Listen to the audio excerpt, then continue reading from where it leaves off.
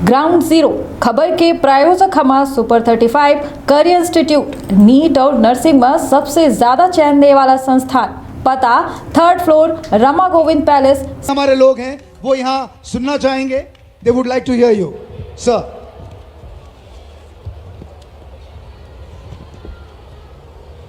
बोलिए भारत माता की।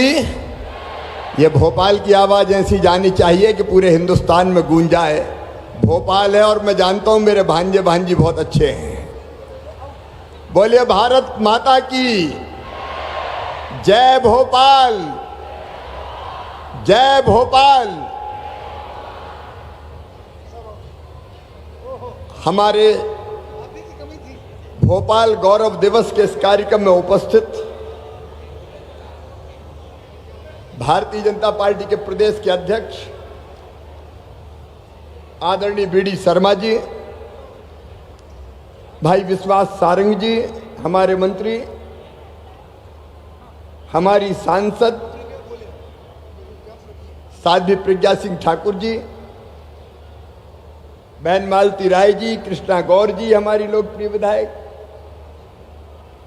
रामेश्वर जी, आलोक जी, किशन जी, जिला पंचायत के अध्यक्ष जी,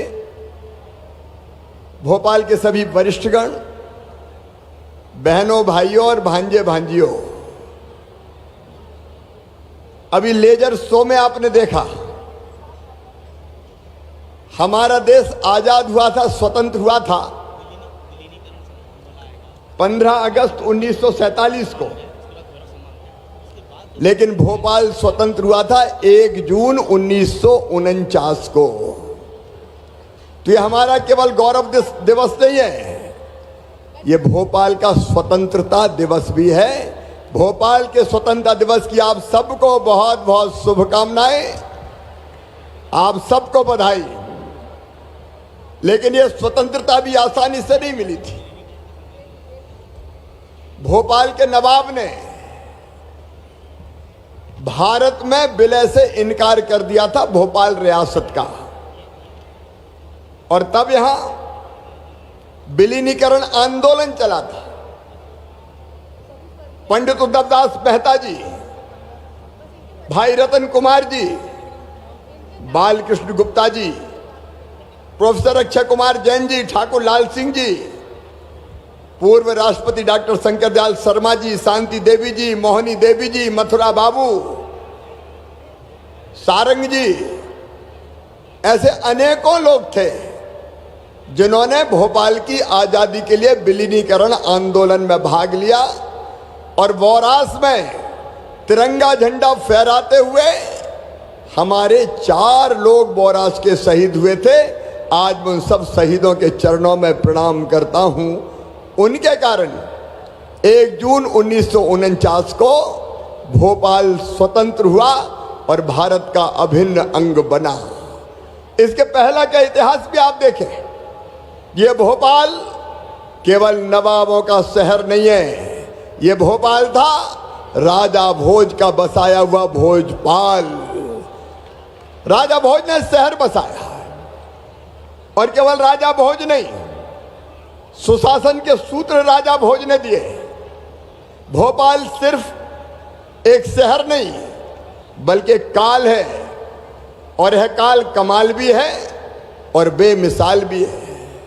मैं आपको बताना चाहता हूं, विशेषकर नौजवानों को, दोस्त मोहम्मद खां एक अफगान ने धोखे से रानी कमलापति से ये भोपाल छीना था।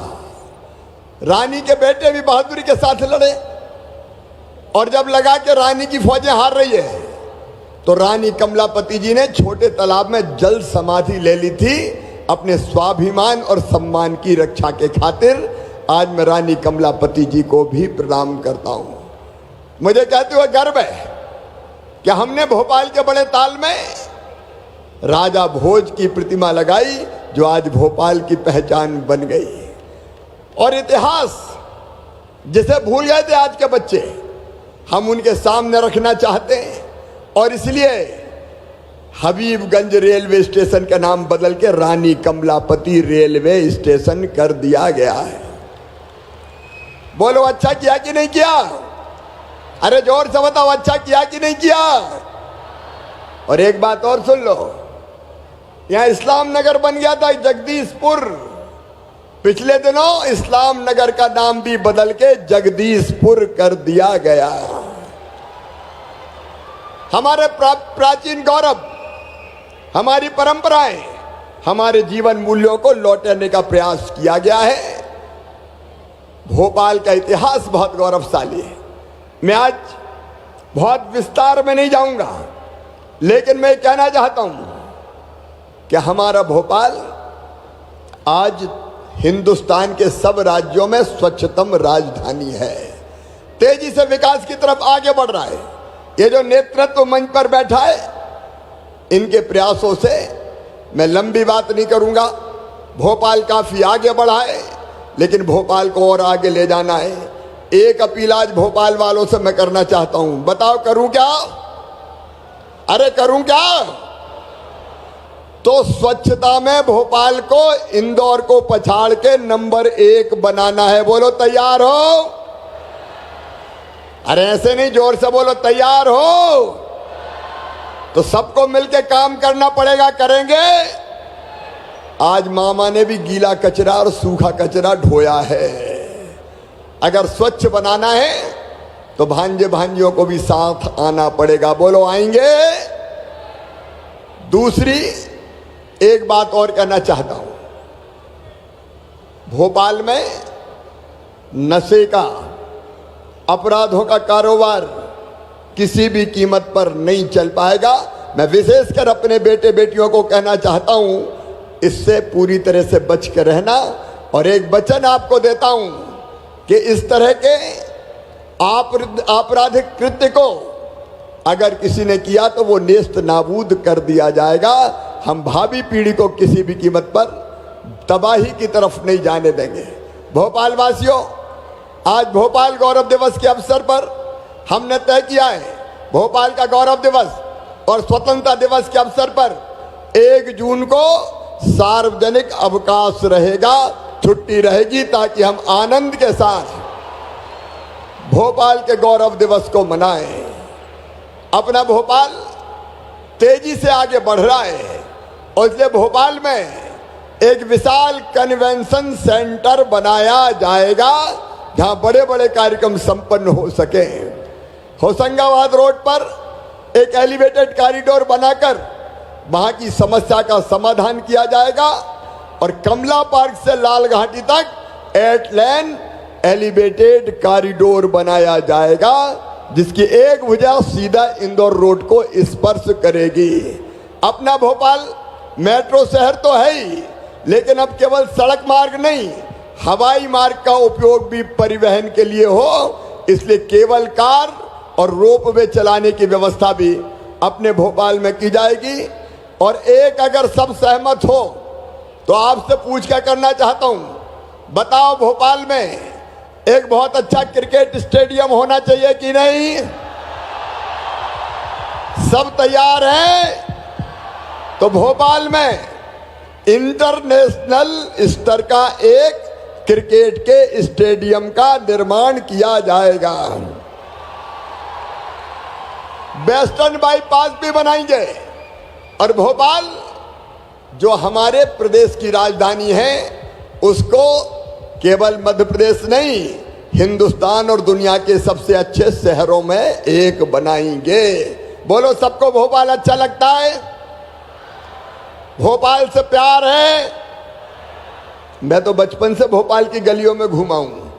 हर गली में मैंने साइकिल चलाई है। अपना भोपाल तालों की नगरी है, ताल तो भोपाल ताल और सब तलैया, रानी तो कमलापति और सब रनैया। यहाँ का खान, यहाँ का पान, वैसे पान भोपाल की शान रहे हैं कभी, बहुत अच्छा है। आओ मेरे बेटे बेटियों और बहनों भाइयों, भोपाल के गौरव दिवस पर भोपाल को हिंदुस्तान का सबसे अच्छा शहर, जो सुंदर भी हो लेकिन संस्कारों से युक्त भी हो, हमारे परंपराओं का पालन भी करता हो, वैसा शहर बनाने का संकल्प ले। और संकल्प लेने के लिए तैयार है मेरे साथ? संकल्प के लिए ऐसे नहीं, जोर से बताओ, तैयार हैं? तो उठाओ मेरे साथ दोनों हाथ, बांधो दोनों मुट्ठी और बोलो भारत माता की, भारत माता की, भारत माता की। बहुत बहुत बधाइयाँ, शुभकामनाएं। हमेशा खुश रहो, प्रसन्न रहो, आगे बढ़ो, मामा तुम्हारे साथ है। बहुत बहुत धन्यवाद।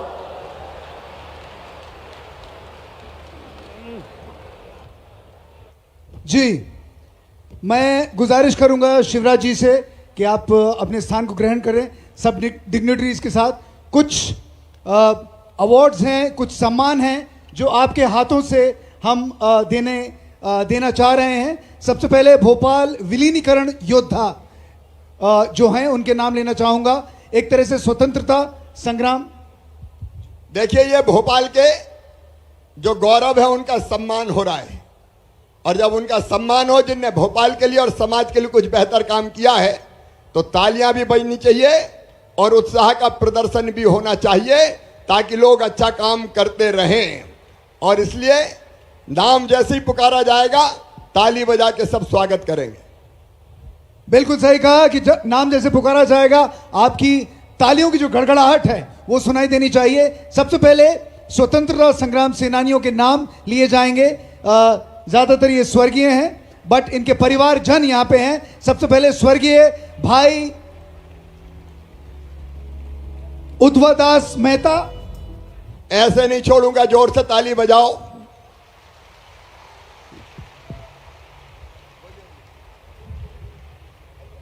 जी, इनके परिवार से श्री ओम मेहता पुत्र हैं और डॉक्टर गोपाल मेहता भी पुत्र हैं। इसके बाद स्वर्गीय भाई रतन कुमार जी, इनके परिवार की तरफ से श्री आलोक गुप्ता पुत्र हैं, डॉक्टर अनुराधा गुप्ता पुत्र वधू। तीसरा नाम है स्वर्गीय प्रोफेसर अक्षय कुमार जैन, इनके परिवार की ओर से श्री ललित जैन जो इनके पुत्र हैं। उसके बाद पूर्व राष्ट्रपति स्वर्गीय डॉक्टर शंकर दयाल शर्मा जी, उनके परिवारजन श्री ईश दयाल शर्मा भाई हैं और ऋतु शर्मा भतीजी हैं। फिर स्वर्गीय श्री बालकृष्ण गुप्ता, परिवार की तरफ से श्री ओम प्रकाश गुप्ता भतीजे हैं। और स्वर्गीय मास्टरलाल सिंह, इनके परिवारजन हैं श्रीमती हंसा ठाकुर जो पोती हैं और श्री SMS ठाकुर जो दामाद हैं। राजा भोग रानी कमलापति एवं भोपाल के इतिहास पर शोध कार्य करने वाले भी शोधकर्ता जो हैं, वो दो नाम यहां पे हैं। और मैं चाहूंगा कि ये पहली श्रेणी में जितने लोग थे उनके लिए आप लोगों की तरफ से जोरदार तालियां एक बार फिर। इन सब लोगों ने भोपाल की स्वतंत्रता के लिए, इनके परिवार ने बहुत ही बेहतरीन और कमाल का काम किया है।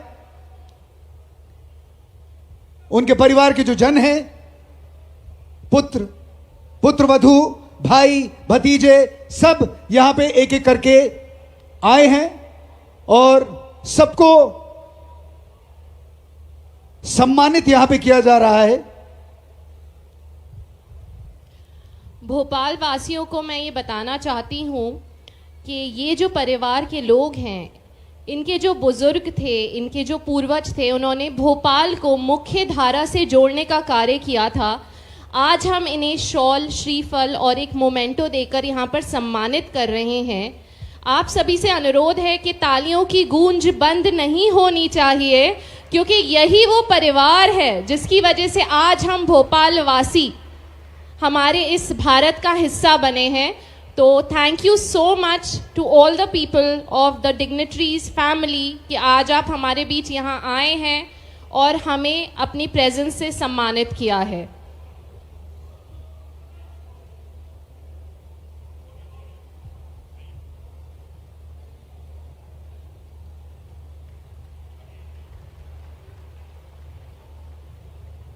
ये सारे के सारे परिवार के वो सदस्य हैं, वो परिवार जिन्होंने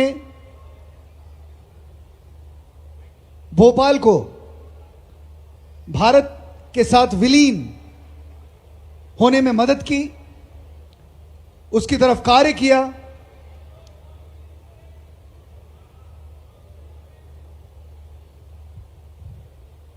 ये वो परिवार थे कि जिन्होंने भोपाल की आज़ादी के लिए लंबी लड़ाई लड़ी, पूजे न गए शहीद, तो फिर ये मंत्र कौन अपनाएगा?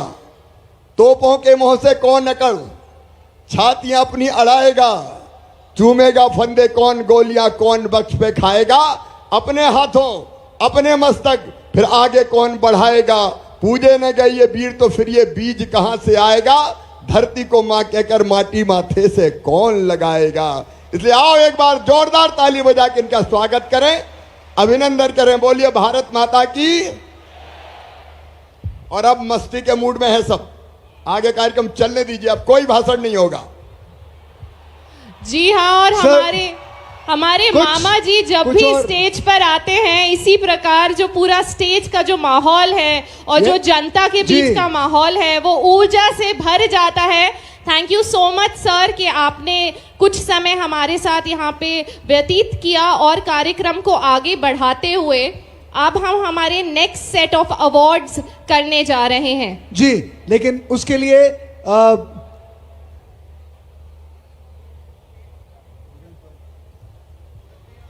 जी हाँ, तो बस कुछ ही क्षणों में हमारे जो नेक्स्ट सेट्स ऑफ अवार्ड्स हैं उनकी घोषणा हम करने जा रहे हैं। बट उससे पहले मैं आप सभी को बताना चाहूँगी कि जो सम्मानित लोग अभी हमारे बीच से पुरस्कार लेकर के गए हैं वो वही लोग हैं जिनके परिवार ने, जिनके पूर्वजों ने भोपाल को मुख्य धारा से जोड़ने का काम किया था। तो एक बार शत शत नमन ऐसे परिवार के लोगों को और उनके पूर्वजों को। जी, और जैसे कि हमारे माननीय मुख्यमंत्री जी कह के गए हैं कि अब कोई भाषण नहीं होगा, किसी भी तरह का कुछ नहीं होगा, सिर्फ एंटरटेनमेंट यहाँ पे होने वाला है। तो चलिए एंटरटेनमेंट का ये जो दौर है इसे आगे हम बढ़ाते हैं और हमारे जो अगले परफॉर्मर हैं उन्हें यहाँ पे मंच पे मैं बुलाना चाहूँगा। और वह इनके बारे में बहुत ही कमाल की खासियत ये है कि नाम लेते ही आप समझ जाएंगे। मैं मंच पे बुलाना चाहूंगा मनोज मुंतशिर शुक्ला जी को। ये उन चुनिंदा लेखकों में से हैं जिन्होंने सिनेमा और साहित्य दोनों में उपलब्धियों के कीर्तिमान एक तरह से रचे हैं। गलियां तेरे संग्यारा, फिर भी तुमको चाहूंगा, कौन तुझे, कैसा हुआ, लुट गए जैसे रोमानी गीतों ने जहां उनको नौजवानों में लोकप्रिय बनाया, वहीं तेरी मिट्टी ने रातों रात उन्हें भारत के हर सैनिक और देश प्रेमी के अंतरात्मा में एक तरह से पहुंचा दिया। जो आप सुनते हैं, देश की सबसे बड़ी हिट फिल्में बाहुबली 1 और 2 के गीत और संवाद लिखने वाले मनोज जी की कुछ फिल्में जो आने वाली हैं, अधिपुरुष, मैदान, इमरजेंसी, सीता, चाणक्य इत्यादि। मनोज जी इंडियन आइडल पर अपनी दमदार मौजूदगी के लिए भी प्रसिद्ध हैं। भारत और विश्व के अनेक मंचों पर वे भारतीयता और राष्ट्रीयता की अमिट छाप छोड़ चुके हैं। राष्ट्रीय फिल्म पुरस्कार से सम्मानित मनोज मुंतशिर शुक्ला को दुनिया शब्दों का राजकुमार भी कहती है, लेकिन वे अपने आप को शब्द योगी मानते हैं। एक बार जोरदार तालियों से स्वागत कीजिए हमारे नेक्स्ट गेस्ट मनोज मुंतशिर जी का। भाई तालियां कहां है? तालियां। Ladies and gentleman, we present Manoj Muntashir जी।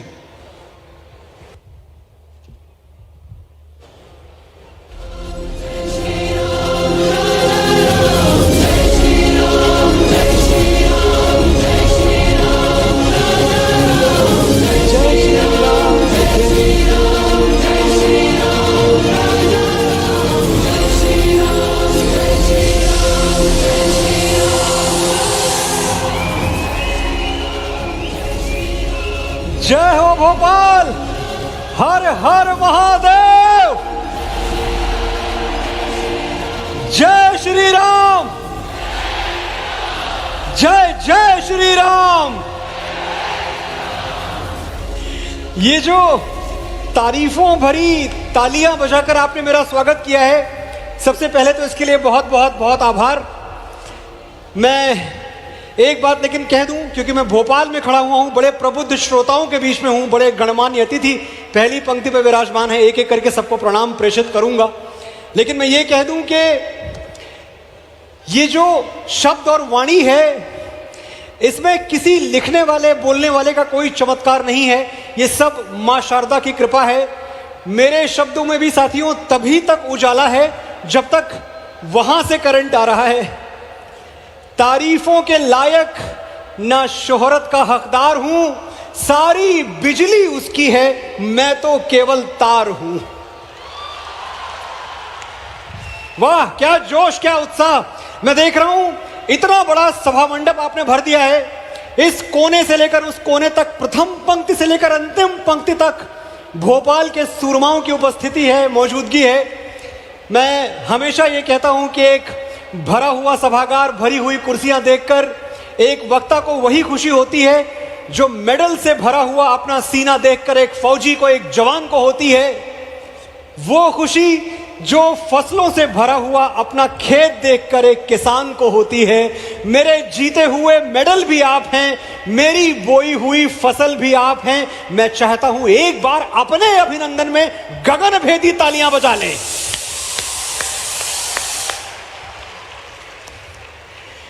माननीय मुख्यमंत्री जी मेरे सामने बैठे हुए हैं, मेरा प्रणाम आपको मुख्यमंत्री जी।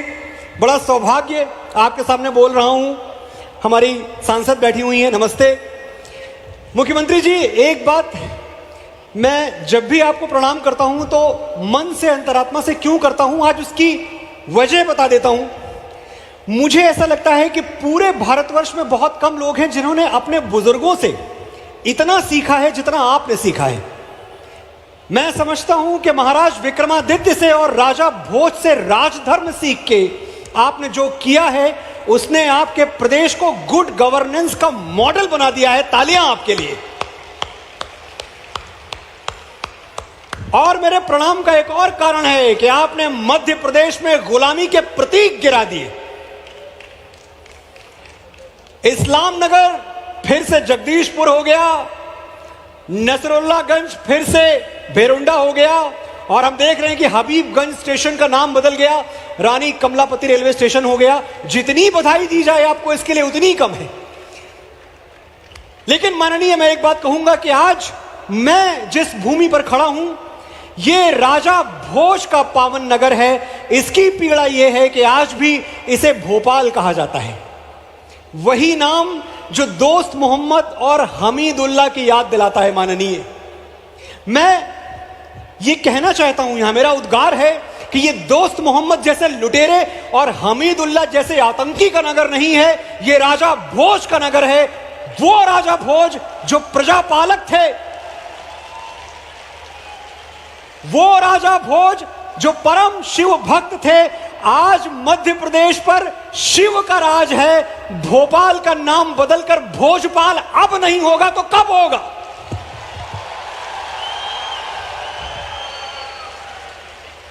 मैं एक बार फिर माननीय मुख्यमंत्री जी के सामने यह मांग दोहराना चाहता हूं, क्योंकि यह मेरी मांग नहीं है, यह मेरे भोपाल के साथियों की, मेरे भोपाल के भाइयों बहनों की मांग है। अगर आपको भी लगता है कि शिव के राज में भोपाल का नाम बदलकर भोजपाल होना चाहिए, तो कड़कती हुई तालियों के साथ हाथ उठाकर बताएं कि मैं सही कह रहा हूं।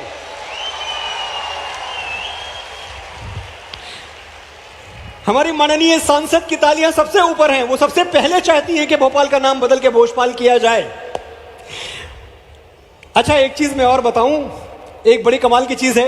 ये मध्य प्रदेश की परिपाटी है, ये परंपरा है यहां कि यहां पुण्य श्लोक मां अहिल्याबाई होलकर और रानी कमलापति जैसी देवियों ने शासन किया है, उन्होंने यहां राज किया है। शायद इसीलिए भोपाल अपनी बेटियों का, अपनी बहनों का सम्मान करना जानता है, उनको आदर देना जानता है। इसी परिपाटी में हमारे माननीय मुख्यमंत्री जी ने लाडली बहना, ये जो स्कीम, इसका शुभारंभ किया है। पता नहीं आप में से कितनों को पता है या नहीं पता, तो मैं इस मंच का फायदा उठा के आपको बताना चाहता हूं कि ये तय किया गया है कि मध्य प्रदेश शासन की ओर से, मध्य प्रदेश सरकार की ओर से जितनी बहनें हैं मध्य प्रदेश में, जितनी महिलाएं हैं, जिनकी गिनती मेरे आंकड़े के हिसाब से 1 करोड़ 25 लाख के ऊपर है, उनके अकाउंट में हर महीने 1,000 रुपए की नगद धनराशि पहुंच जाएगी। 1,000 रुपए हर महीने मध्य प्रदेश की हर बहन को प्रदत्त होगा। और एक बात आप सोचें, मैं ये जानता हूं कि हमारी बहनों का, हमारी माताओं का, हमारी बेटियों का जो योगदान है हमारे जीवन में, उसको हम किसी धनराशि से तोल नहीं सकते। लेकिन ये धनराशि उनको संबल देगी, उनको सहारा देगी, उनको स्वाभिमान देगी, इसमें कोई शंका नहीं है। मैं चाहता हूं तालियों से एक बार फिर अपने मुख्यमंत्री जी को धन्यवाद कहें आप। अभी मुख्यमंत्री जी ने बड़ी अच्छी बात कही, मैं सुन रहा था पीछे, कह रहे थे कि भोपाल वालों आगे बढ़ो, मामा तुम्हारे साथ है। मैंने कुछ बरस पहले एक फिल्म के संवाद लिखे थे, बाहुबली, आपने देखी है? आज बाहुबली का वो संवाद मैं समर्पित करता हूं आपके मामा को कि जब तक तुम हमारे साथ हो मामा, भोपाल को हराने वाला कोई पैदा नहीं हुआ।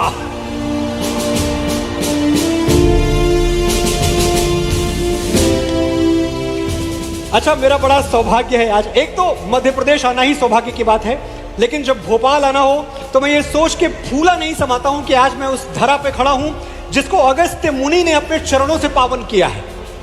मैं उस धरा पे खड़ा हूं जिसको मां नर्मदा अपनी ममता से सींचती हैं। मैं उस धरा पे खड़ा हूं जहां 9 नदियों और 99 झरनों के पवित्र जल से बना हुआ जलाशय है। लेकिन सबसे बड़ी चीज अगर कोई है तो वो है भोपाल के मूल्यवान लोग, जिन्होंने अपने राजा भोज के जाने के लगभग 1000 वर्ष बाद भी उनके दिए हुए संस्कार नहीं भुलाए। हम सब जानते हैं कि राजा भोज कवियों का, साहित्यकारों का कितना सम्मान किया करते थे, उनके दरबार में कितना मान था। आज लगातार चौथी बार भोपाल ने मेरे जैसे एक साधारण लेखक को अपने शहर बुलाया है, अपने नगर बुलाया है। मैं आपका ऋणी हूं, मैं आपका कर्जदार हूं। भोपाल गौरव दिवस है आज, बहुत बड़ा दिन है, इसकी बधाई आपको। और मुझे भोपाल गौरव दिवस के बारे में बहुत कुछ बोलना है, लेकिन एक चीज मैं पहले बोलना चाहता हूं, एक बात की बधाई मैं आपको दे दूं कि भारत के लोकतंत्र को नया घर मिल चुका है। नवीन संसद भवन लोकार्पित हो चुका है।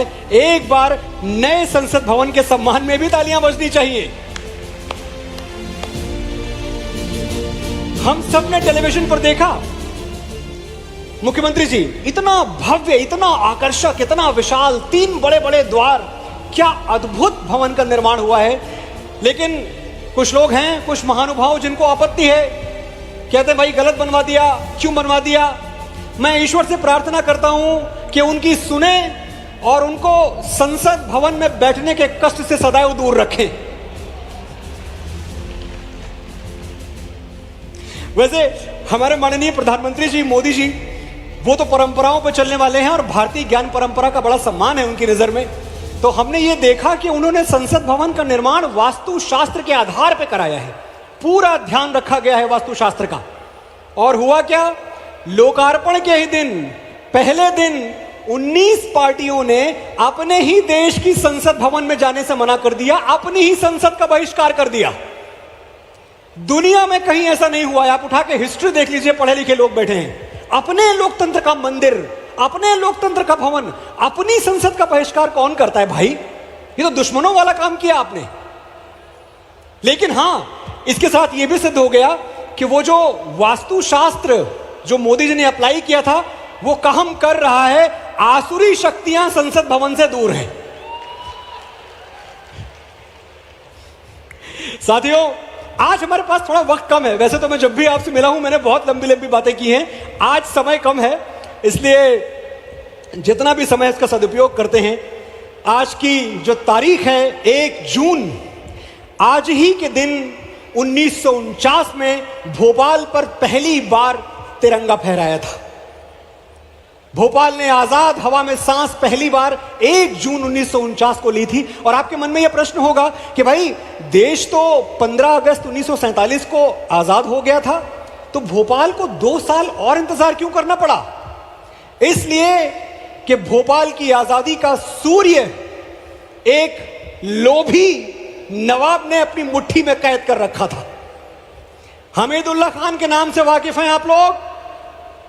जानते हैं हमीदुल्लाह खान को? हाँ नहीं कुछ तो कहिए, नहीं जानते तो मैं बताऊंगा, पूरा सजरा है मेरे पास, सब बता दूंगा आपको। लेकिन आप जानते हैं हमीदुल्लाह खान साहब भोपाल के नवाब थे और वो भोपाल को अपनी व्यक्तिगत संपत्ति समझते थे, अपनी जागीर। और हमीदुल्लाह खान साहब ने तय कर रखा था कि ये जो उनकी पर्सनल प्रॉपर्टी है, ये जो भोपाल है, इस पर भारतवर्ष का तिरंगा नहीं पाकिस्तान का परचम लहराएगा। पाकिस्तान का परचम भोपाल में। नवाब साहब को कौन बताए कि यह तपस्वी राजा भोज की पुण्य भूमि है, जिसके कण कण में उनकी तपोशक्ति भरी हुई है। वो राजा भोज जिनका दर्शन था कि पृथ्वी किसी की संपत्ति नहीं है, पृथ्वी मुक्त है, पृथ्वी अपने शासक स्वयं चुनती है, वीर भोग्या वसुंधरा। इतनी जरा सी बात कभी समझ नहीं पाए नवाब साहब। भोज प्रबंध एक महाग्रंथ है, उसका जिक्र थोड़े दिनों पहले मुझसे माननीय मुख्यमंत्री जी ने भी किया था। भोज प्रबंध में लिखा हुआ है साथियों कि जब राजा भोज छोटे थे, उनके चाचा हुआ करते थे मुंज को एक पत्र लिखा था बालक भोज ने। मैं महाराजा भोज की बात नहीं कर रहा हूं, बड़े नहीं हुए हैं अभी, बालक थे तभी एक पत्र लिखा था। और उस पत्र में लिखा था कि चाचा जी, इस पृथ्वी पर बड़े बड़े शासक हुए, बड़े बड़े राजा हुए, मानधाता हुए, इक्ष्वाकु हुए, लेकिन कोई भी पृथ्वी को अपने साथ नहीं ले जा पाया। ना आप अपने साथ पृथ्वी ले जा पाएंगे, ना मैं अपने साथ ये पृथ्वी ले जा पाऊंगा। इतना बड़ा दर्शन जो कृष्ण ने गीता में दिया, वाशांश जीर्णानि यथा विहाय। जब आत्मा अपने वस्त्र अपने साथ नहीं ले सकती, जब आत्मा अपना शरीर अपने साथ नहीं ले जा सकती, तो कोई और क्या साथ ले जाएगा। लेकिन ये तो कृष्णा की बात है, और हमारे नवाब साहब तो जिन्ना पर रुके हुए थे, वो कृष्णा की बात कहां से सुनते। वो तुल गए थे इस बात पर। मैं आपके नगर का इतिहास आपको बता रहा हूं, बड़ा आभारी हूं कि आप इतने ध्यान से सुन रहे हैं। वो इस बात पर तुल गए थे कि कुछ भी करके पाकिस्तान में भोपाल को मिलाकर ही रहेंगे। और आज जब मैं सोचता हूं, और आप भी सोच के देखिए, अगर ऐसा हो गया होता, अगर भोपाल पाकिस्तान का हिस्सा बन गया होता, तो आज भोपाल की परिस्थिति क्या होती। हम देख रहे हैं कि जो कल तक कश्मीर मांगते थे, आज आटा मांगने के लिए लाइन लगाए खड़े हैं।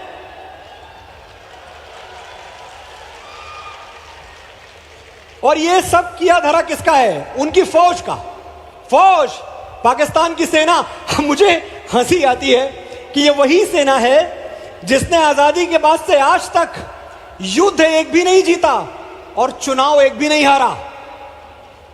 ये थोड़ा देर में समझ में आएगी बात, लेकिन जब समझ में आएगी तो आपको बड़ा आनंद आएगा कि अकेली फौज है दुनिया की जो युद्ध नहीं लड़ती, चुनाव लड़ती है। अच्छा, इनके जो बड़े बड़े अफसर हैं, आला फौजी अफसर, आप टेलीविजन पे देखते होंगे। परवेज मुशर्रफ को आपने कई बार देखा होगा। अच्छा, परवेज मुशर्रफ थोड़े दिनों पहले गुजर गए, भगवान उनकी आत्मा को कतई शांति ना दे। बड़े बड़े खंजर उतारे उन्होंने हमारी पीठ पे। साध्वी सामने बैठी हुई हैं, सहमत हैं मुझसे। ये जो इतने बड़े बड़े मेडल लगाए घूमते हैं साध्वी जी, ये बड़े बड़े मेडल, मैं सोचता हूं ये इनको मिले कहां से। अब पाकिस्तान ने आजादी के बाद से पिछले 75 साल में सिर्फ 4 युद्ध लड़े हैं, सिर्फ 4। चारों किससे लड़े? हमसे। चारों हारे, दूसरे किसी देश से लड़े भी नहीं। तो ये मेडल क्या कैंडी क्रश खेल के जीते हैं कि लूडो उडो खेल के जीते हैं? बताइए। उनकी हिम्मत देखिए। इनको भोपाल चाहिए था, भोपाल। अपनी हिम्मत दिखाने में, अपना झूठा पराक्रम दिखाने में कभी बाज नहीं आते। अभी थोड़े दिनों पहले, 2-2.5 साल पहले की बात है, बड़ा इन्होंने शोर मचाया कि हम गजनी मिसाइल टेस्ट कर रहे हैं। गजनी मिसाइल तो क्या करेगी गजनी मिसाइल? 300 किलोमीटर मार करेगी। मुख्यमंत्री जी, हुआ ये आपको भी पता है कि 300 किलोमीटर मार करने वाली मिसाइल 36 किलोमीटर पर गिर के टाई फिश हो गई। 36 किलोमीटर पे। अब इस पे हंसी भी आती है और मुझे तो डर भी लगता है कि अगर ऐसा ही रहा तो किसी दिन ये खुद ही कराची उड़ा देंगे, नाम लगा देंगे बेचारे हमारे मोदी जी का, शांति प्रिय आदमी। और टक्कर किससे? हमसे। हम जो ब्रिटेन को पछाड़कर दुनिया की 5वीं सबसे बड़ी अर्थव्यवस्था बन चुके हैं। मुझे मेरे भारतवर्ष के लिए आखिरी पंक्ति तक तालियां चाहिए। India, your India, my India is the 5th largest economy in the world. जिन्होंने हम पे रूल किया, हम पे हुकूमत किया, हमसे पीछे खड़े हैं आज वो। देखिए नई खबर आ गई, चौथी, फोर्थ, एक बार फिर से तालियां बजाइए, चौथी सबसे बड़ी अर्थव्यवस्था हमारी। और ये छोटे मोटे लोग हरी वर्दियां पहन के ये इतना भी नहीं सोचते हमसे टकराने से पहले कि हमारी बर्फ भी खौलती है, तुम्हारा खून भी ठंडा है, तुम्हारे झंडे पे चांद होगा, हमारा चांद पे झंडा है।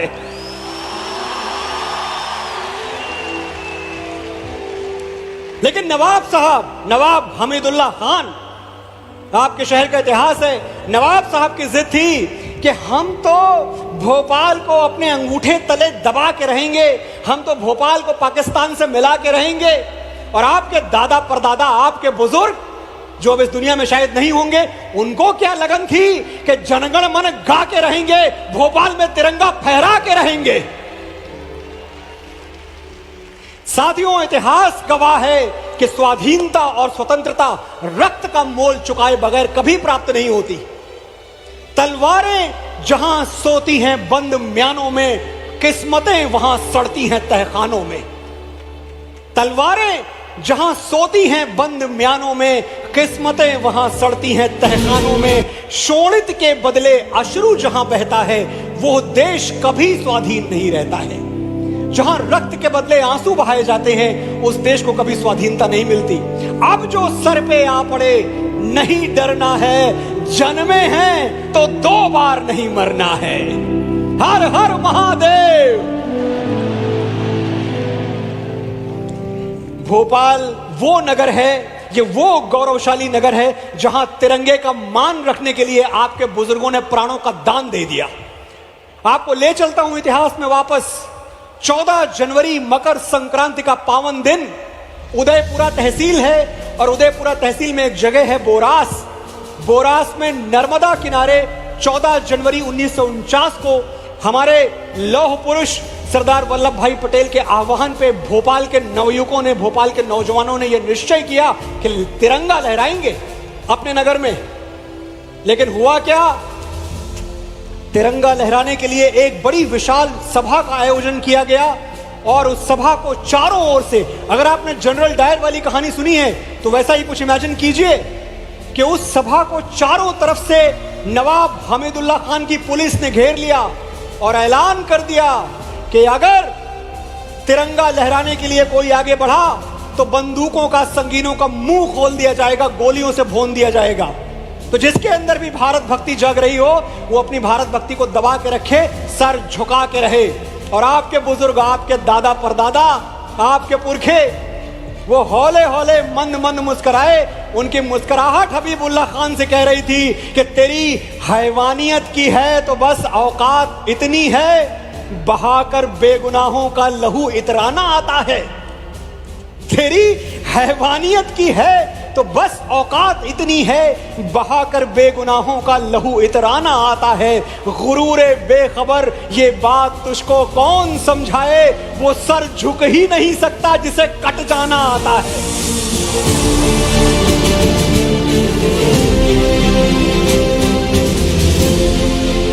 साथियों, उस दिन हुआ क्या? भोपाल में बोरास में नर्मदा के तट पे 16 साल का एक नवयुवक तिरंगा हाथ में लेकर तिरंगा लहराने के लिए आगे बढ़ा और उधर पुलिस की राइफलों ने अपने मुंह खोल दिए, संगीनों ने मुंह खोल दिए, गोली सीधे छाती पर लगी, वो नवयुवक गिर पड़ा। लेकिन इससे पहले कि तिरंगा गिरे, एक दूसरे नवयुवक ने आके तिरंगा थाम लिया, एक दूसरे नौजवान ने। फिर से गोली चली, दूसरा नवयुवक गिरा, तीसरे ने आके थाम लिया। एक के बाद एक आपके भोपाल में 4 लाशें गिर गई, लेकिन भोपाल वालों, आपने तिरंगा नहीं गिरने दिया। ये है आपका वीरत्व, ये है आपका शौर्य। तो आज मेरे पास मौका है कि मैं भोपाल वालों की तरफ से मां भारती को सुरक्षा और स्वाभिमान का वचन दे दूं। मैं कह दूं मां भारती से कि मां, भरोसा रखना अपनी संतानों पर, हम तिरंगा गाड़ देंगे आसमानों पर। मां, भरोसा रखना अपनी संतानों पर, हम तिरंगा गाड़ देंगे आसमानों पर। दुश्मनों सुन लो, हमें झुकना नहीं आता, तुम्हारी गोलियां कम है, हमारी छातियां ज्यादा। हमें पहचान लो, हम वो हैं जो तीरों पे लेटे हैं, महाभारत लड़े थे जो, हम उन वीरों के बेटे हैं।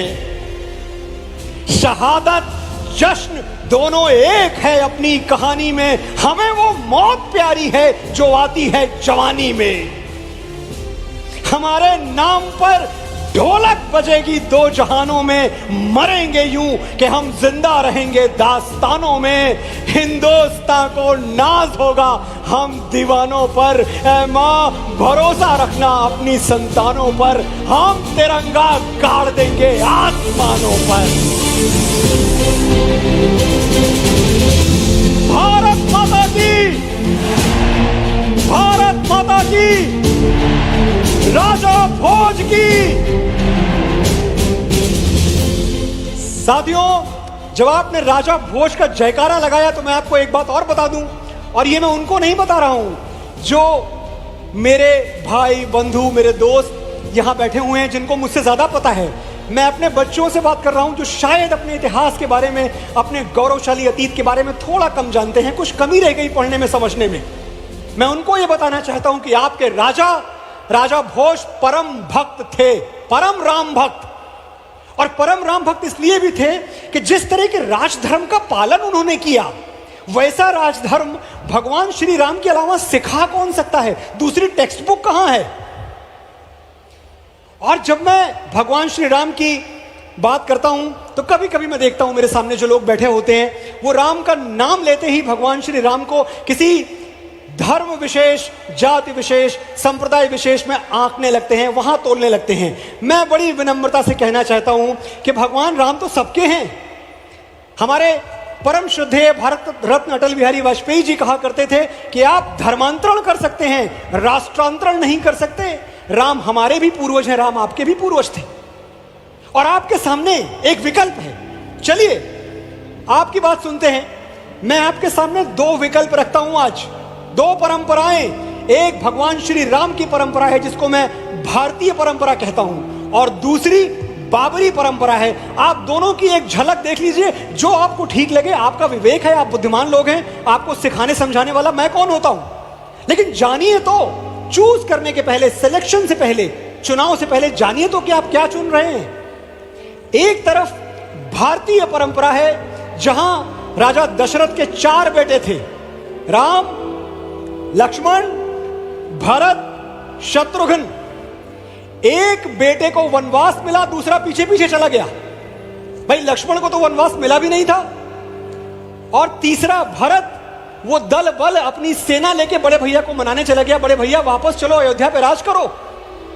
और चौथा महादेव के मंदिर में बैठा अयोध्या में पूजा करता रहा, आराधना करता रहा कि भोलेनाथ कोई चमत्कार करो, मेरे तीनों भाई वापस आए और हम सब हंसी खुशी मिलकर इस अयोध्या में रहें। ये थे 4 भाई। और उधर जब भरत ने जिद की कि भैया आपको वापस चलना पड़ेगा, अयोध्या के सिंहासन पर बैठना पड़ेगा, तो भगवान श्री राम ने कहा कि मैं वचनबद्ध हूं, अपना वचन नहीं तोड़ सकता, मैं वापस नहीं जा सकता। क्या किया भरत ने? एक थाली मंगाई, उस थाली में भगवान श्री राम की खड़ाऊं रखी, वो थाली अपने सिर पे सजाई, शीश पे खड़ाऊं, आंखों में पानी, राम भक्त ले चला राम की निशानी लेके अयोध्या आ गए। एक परंपरा ये है। दूसरी परंपरा आपको बताता हूं मैं, बाबरी परंपरा। शाहजहां के भी 4 बेटे थे, दारा, शुजा, मुराद और औरंगजेब। इतिहास बोल रहा हूं, इतिहास, और इसीलिए इतने विश्वास के साथ बोल रहा हूं कि कुछ गलत हो तो मेरी जबान रोक लेना, आप बोल देना मनोज ये नहीं कह सकते हो, ये कहीं लिखा नहीं है। 4 बेटे शाहजहां के, दारा, शुजा, मुराद, औरंगजेब। औरंगजेब ने तख्त के लिए, सिंहासन के लिए, राजगद्दी के लिए तीनों भाइयों को कत्ल करवा दिया, बाप को कैद खाने में फेंक दिया, शाहजहां को। और इस पर भी मन नहीं भरा तो उसने भी एक थाली मंगाई, जैसी थाली भरत ने मंगवाई थी। एक थाली मंगाई, उस थाली में बड़े भाई का कटा हुआ सर रखा, दारा का, और वो सर शाहजहां को कैद खाने में पेश कर दिया तोहफे के तौर पे। आपके सामने मैं 2 थालियां रखता हूं। एक थाली में भगवान श्री राम की खड़ाऊं रखी है, दूसरी थाली में दारा का कटा हुआ सर रखा है। आप कौन सी थाली लेके अपने घर जाएंगे मुझे बताएं, श्री राम की या औरंगजेब की? जय श्री राम। आपने ये सिद्ध कर दिया कि संस्कार हिंदू मुसलमान सिख ईसाई पारसी क्रिश्चियन नहीं होते, संस्कार सिर्फ अच्छे और बुरे होते हैं, सिर्फ अच्छे और बुरे। लेकिन जब यही संस्कार हम अपने बच्चों को दे नहीं पाते, पता नहीं कौन सी व्यस्तता में, पता नहीं कहां कमी रह जाती है, पता नहीं कहां हम अपने बच्चों से बैठ के बात नहीं कर पाते, या शायद हम इसको जरूरी नहीं समझते। जब ये नहीं होता है तो क्या होता है, हमारे घरों की उर्मिलाएं, हमारी बेटियां, हमारी बच्चियां लक्ष्मण के गले में वरमाला डालने की जगह खर दूषण के गले में वरमाला डाल देती हैं, मोहब्बत चुनते हुए मौत चुन लेती हैं।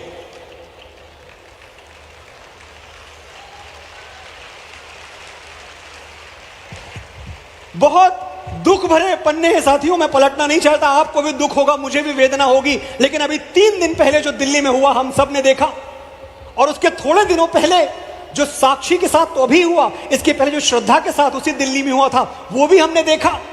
हम क्यों अपनी बच्चियों को प्यार से बिठा के, वो बच्चियां जिनका इतना ख्याल रखते हैं हमारे मुख्यमंत्री जी, वो बच्चियां जिनके लिए हमारे प्रधानमंत्री जी कहते हैं बेटी बचाओ बेटी पढ़ाओ, हम उनसे क्यों इतनी सी बात नहीं कर पाते कि फूलों की तरह तुझको संभाला है हमेशा, कांटों की इबादत नहीं करना मेरी बेटी। इतना ही तो कहना है कि फूलों की तरह तुझको संभाला है हमेशा, कांटों की इबादत नहीं करना मेरी बेटी। 35 टुकड़े होके पहुंच जाए जो फ्रिज में, तू ऐसी मोहब्बत नहीं करना मेरी बेटी।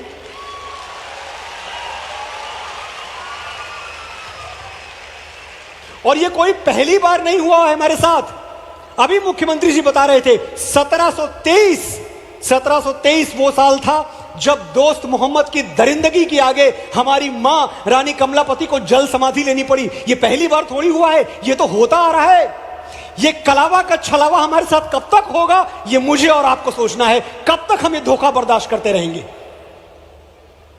हमारे मुख्यमंत्री जी ने अभी लाडली बहना सेना का आह्वान किया है, मैं अखबारों में पढ़ रहा था, बहुत अच्छी बात है मुख्यमंत्री जी। लेकिन मेरी एक विनती आपसे और है, हमारे प्रदेश की बेटियों को आत्मरक्षा सिखाएं। मैं आपसे विनती करता हूं कि मध्य प्रदेश के नगर नगर में, जिले जिले में, मध्य प्रदेश के हर कूचे, हर गली में, हर इलाके में सेल्फ डिफेंस सेंटर होने चाहिए, जहां हमारी बेटियों को, हमारी बहनों को मार्शल आर्ट सिखाया जाए, आत्मरक्षा सिखाई जाए, ताकि वो इन भेड़ियों का सामना खुद कर सके, उन्हें किसी और की जरूरत ना पड़े। ये हमारा सौभाग्य है मुख्यमंत्री जी, ये हमारा सौभाग्य है भोपाल वासियों कि हमारी धरती पर सीताएं जन्म लेती हैं। लेकिन ये हमारा दुर्भाग्य है कि रावण भी इसी धरती को तोड़ के निकलते हैं, रावण भी यहीं से पैदा होते हैं। मैंने आजीवन एक प्रयास किया कि मैं जो भी मूल्य हैं भगवान श्री राम के, जो भी उनके संस्कार हैं, जो शिक्षाएं हैं, वो बच्चे बच्चे के मन में पहुंचा पाऊं, बच्चे बच्चे की आत्मा में उतार पाऊं। मेरे इसी प्रयास का, मेरे इसी उपक्रम का एक छोटा सा उदाहरण है वो फिल्म जो 16 जून को थिएटर्स में आ रही है। फिल्म का नाम है आदि पुरुष। भगवान श्री राम की कथा है, हमारे माननीय मुख्यमंत्री जी का भी स्नेह प्राप्त है। मैं जाऊं उसके पहले मैं चाहता हूं एक बार उस फिल्म की झलक इस सभागार में मौजूद राम भक्तों के साथ मैं भी देखूं। देखना चाहते हैं आप एक झलक? कौन है जो तुम्हारा रास्ता रोके? कौन है जो तुम्हारा रास्ता रोके? किसको मिला है यह अधिकार? उखड़ जाते हैं पर्वत के पांव जब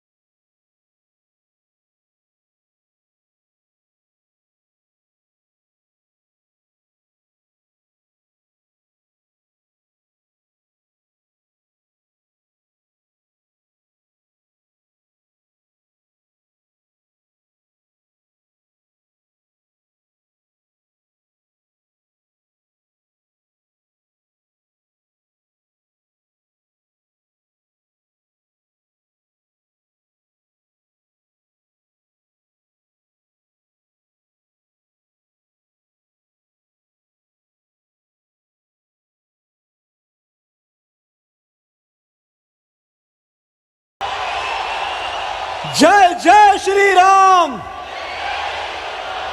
सजे माथ पे चंदन, हे रघुनंदन, हाथ में बाण धनुष हो, पुरुषार्थ तुम्हारा कभी न हारा, तुम तो आदि पुरुष हो।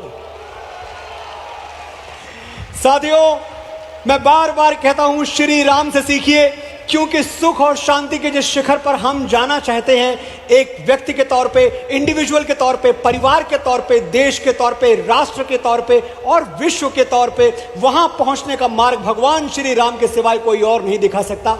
ये 2023 है, विज्ञान बहुत आगे निकल चुका है, हम मंगल पे जीवन ढूंढ रहे हैं, लेकिन साथियों, त्रेता युग में भगवान राम ने जीवन में मंगल ढूंढ लिया था। मैं अपनी वाणी को विराम दूं, उसके पहले एक प्रार्थना मैं दोहरा के यहां से जाऊंगा। मैं बड़ा अपनापन समझता हूं मुख्यमंत्री जी के साथ, जैसे सब आपके भांजे भांजियां हैं वैसे मैं भी हूं। मेरी प्रार्थना सिर्फ इतनी सी है कि हमारे इस अद्भुत, अद्वितीय, अलौकिक नगर को भोपाल से भोजपाल कर दीजिए। ये नगर सदैव आपका ऋणी रहेगा। धन्यवाद, आभार।